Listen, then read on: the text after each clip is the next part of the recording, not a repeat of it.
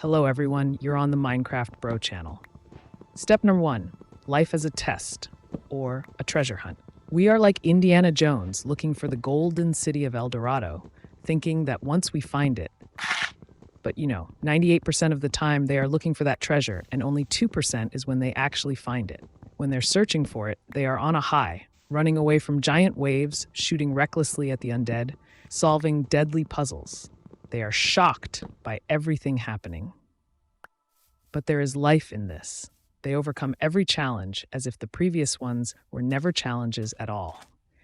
And when they find the treasure, either they face some kind of crash or disappointment, or they say, "Oh, treasure's great, let's go search for another one." So the treasure hunt is the journey, and that is the adventure. And that's where the real excitement lies. Adventures are what they get, not the trials. That's an important thought. When we see our life as an adventure, we experience one of the most important feelings in life, the feeling that we are where we need to be. In adventure mode, we have endless enthusiasm, curiosity, and all problems turn into tasks. We move easily toward our goals, and even if we don't know what they are, we instinctively approach them. In this feeling, in the feeling that we are where we need to be, the journey itself becomes the answer to the question, who am I? Everything we do is the answer to that question. It's me, I am acting, I am manifesting. What I want is me, what I fear is me, and everything we do is the answer to the question, who am I? There is a second mode, the mode of trials. In this mode, everything is the opposite. It's like surviving a zombie apocalypse, standing with one gun, trying to survive while shooting zombies. In survival mode, we feel completely drained. We move through life like slow-moving jelly, not wanting to change anything. And in adventure mode, it's easy to look within and see our true desires, what we really want. In trial mode, it's the opposite. We start wanting what others want, doing what others do. It doesn't come from us. That's a very important point. Let's be honest with ourselves. Answer this question.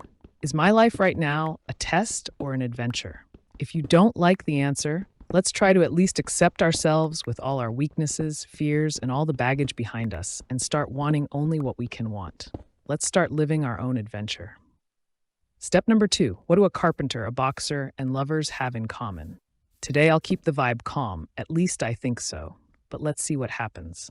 Step 2, life as creativity. Creativity isn't just about making music or sculpting. Creativity is primarily about creating. A person can only create when they are fully focused and immersed in the process, without worrying about the past or future. They are entirely absorbed in the present moment. Let's take, for example, a carpenter working at a factory. How does the production of a chair happen? First, he picks a piece of wood, runs his hand over it, checks for any unnecessary bends or things that might interfere with his plan. Then he draws a blueprint of how he wants the chair to look, with various patterns. After that, he carefully works with each piece, cutting it. In that moment, he is fully immersed, enjoying every bit of the process. Then he assembles the chair, and when it's done, he enjoys the moment as well. This part of the process is over, and the chair is sent to the store. But during the making of it, he wasn't aware of time or place. He was completely absorbed in the task. We can imagine parents spending time with their children, enjoying every moment, or a boxer who pours himself into every punch on the punching bag. Even a guy selling watermelons at the market, or lovers who become one body, even a person who spends the whole day doing what they want without regret. We all dream of such a day, even those who've already had it.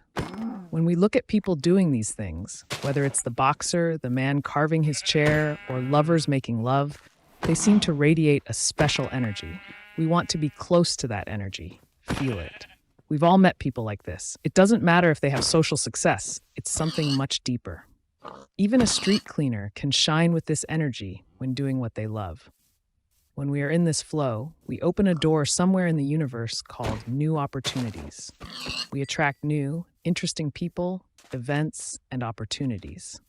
When I started this blog, I got so many new followers and messages. I was like, wow, because my previous video was like a source of energy. I hope this one will be too. There was an event I was invited to, very fancy, with a lot of people performing. I went there, and when I arrived, I thought, why does it feel like everyone knows me? Then a speaker came up to me, said he recognized me, and invited me for lunch. I was like, okay. Then another guy came, and we had a great conversation. He said, I feel like I've known you my whole life. It felt amazing. And this just shows how creativity and living in the moment can bring unexpected and delightful connections. Even my wife, Lisa, when she created her clothing brand, said, I want to turn my life into a work of art. And we can all do this. If we focus on what we want and enjoy every moment, we turn our life into a work of art, and others can enjoy it too. Step number 3, how one belief can derail you. A legendary story. Cards, money, 2 guns. Let's call this one admitting your mistakes. This is going to be quite a relevant topic. So we have a close person and we find ourselves alone with them. This happened just the other day. Well, not exactly alone, but me and my wife Lisa were together. We hadn't really talked deeply for a while. This person, who's generally very closed off, had a lot of debt due to gambling, though we never really discussed it in detail. At first, we talked about life in general, and then I asked, so how are your debts? Have they gone down or up? What's going on with them now? And here's where I was a bit surprised. He said, well, in 3 months, they'll all be written off. I was like, whoa, so you're not planning to pay them off? To give you some perspective, for me, this is fatal. If I take something and don't return it, that's a big deal to me.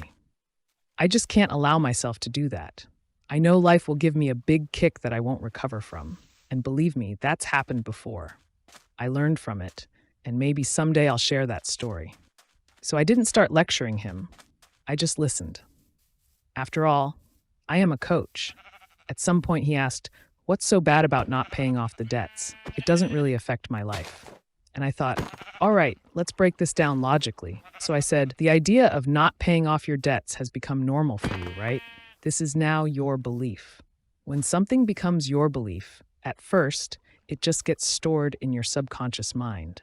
The next time you don't pay a debt, certain hormones are released, and these hormones influence your thoughts. As your thoughts shift, you start to feel certain emotions, like maybe a rush of excitement or adrenaline. Your body adjusts to these emotions. And here's a small experiment for you. When we walk down the street, we might notice 2 people. One seems safe to us, while the other feels dangerous. On a basic level, this could be because of their appearance. But if we look deeper, one might seem more attractive to us than the other. Our subconscious mind has already formed an opinion of them based on all the thoughts, emotions, and actions they've experienced before we met them. Many people have told me that I have a calm and pleasant aura. Well, I hope that's true. I try to live a decent life. But sometimes when you look at someone, you just get the feeling they're a little slippery, that you don't want to deal with them.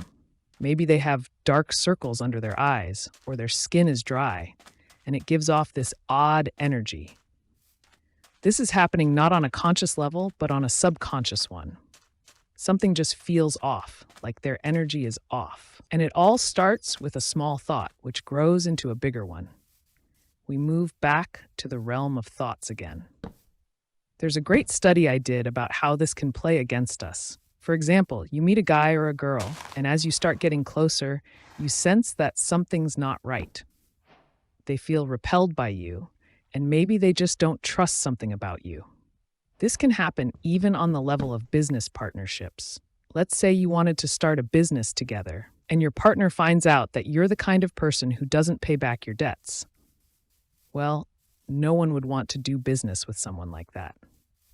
Or maybe you give off this signal, and they start feeling like, I think we shouldn't go any further. And this pattern can apply to any action that you take. So, don't let your unacknowledged mistakes block your future growth. Try to analyze where you might have been wrong, where you made mistakes, and most importantly, be honest with yourself.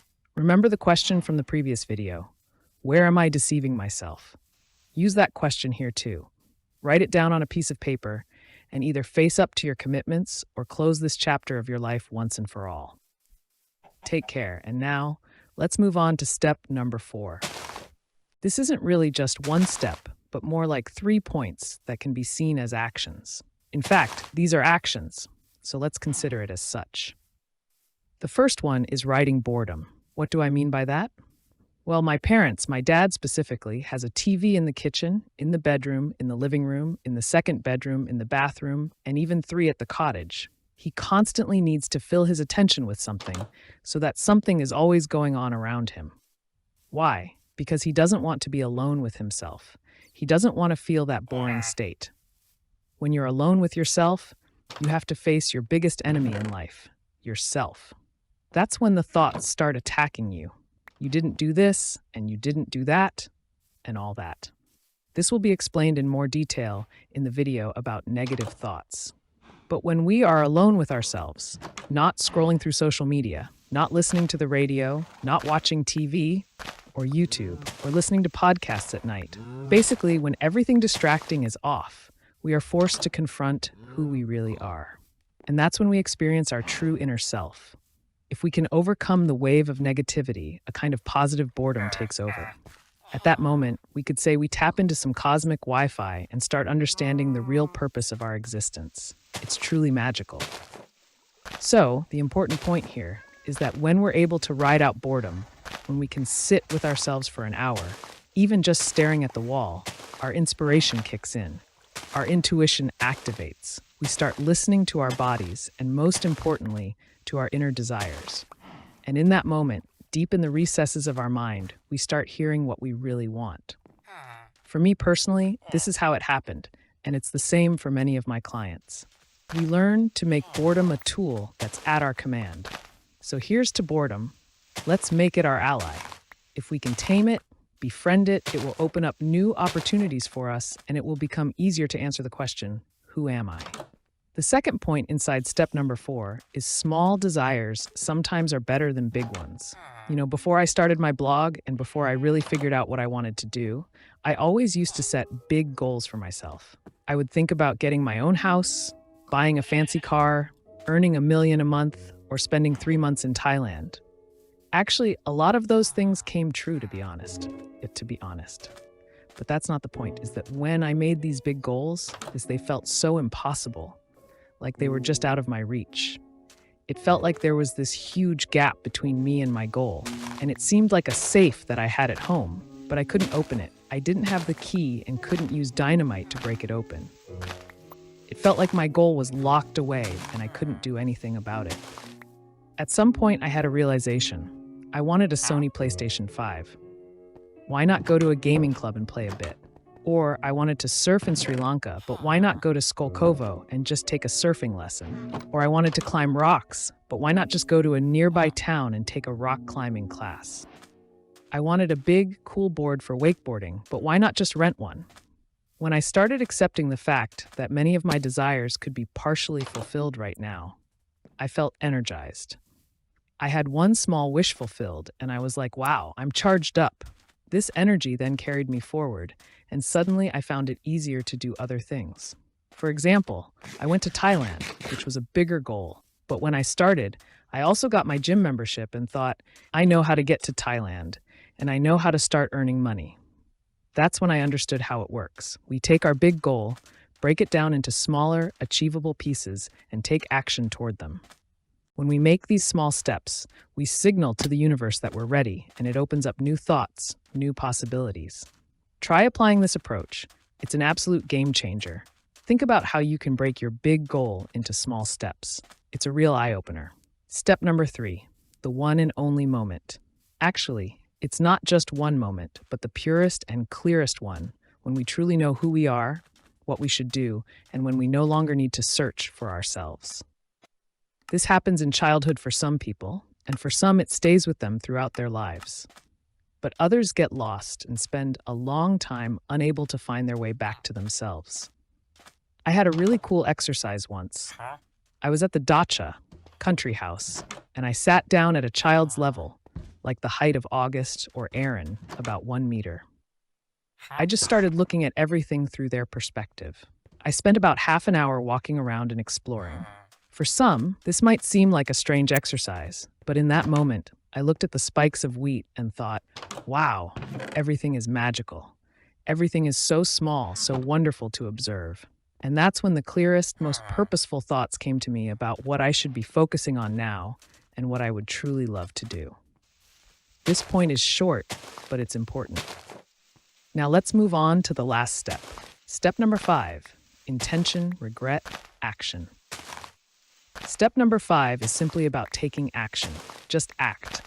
We can spend endless time inside our heads, overthinking all the actions we could take, all the things we'd like to do, regretting the past, and worrying about the future. But the most powerful thing you can do is to turn the thought you have right now into action. If you train yourself to do this, little by little, your life and your reality will begin to change. This point is very short, and I'll move on quickly. You see, there's a thought, an intention, and then there's action. Intention is when we have the impulse to take some action. It's like an intermediate step. And when we have an intention and we leave it in a state of waiting for too long, in that familiar, comfortable space of procrastination, the action starts to rot. And when it starts to rot, regret appears. Regret is an emotion that eats us from the inside. It's always better to regret something we did, even if it hurt for a moment and then passed, rather than regret something we didn't do, because that kind of regret can gnaw at us for a lifetime. I love you, and I'm sending you a big hug. I was pretty nervous when recording this video, not sure if it showed. The kids were running around here too, but it looks like they've become part of the charm.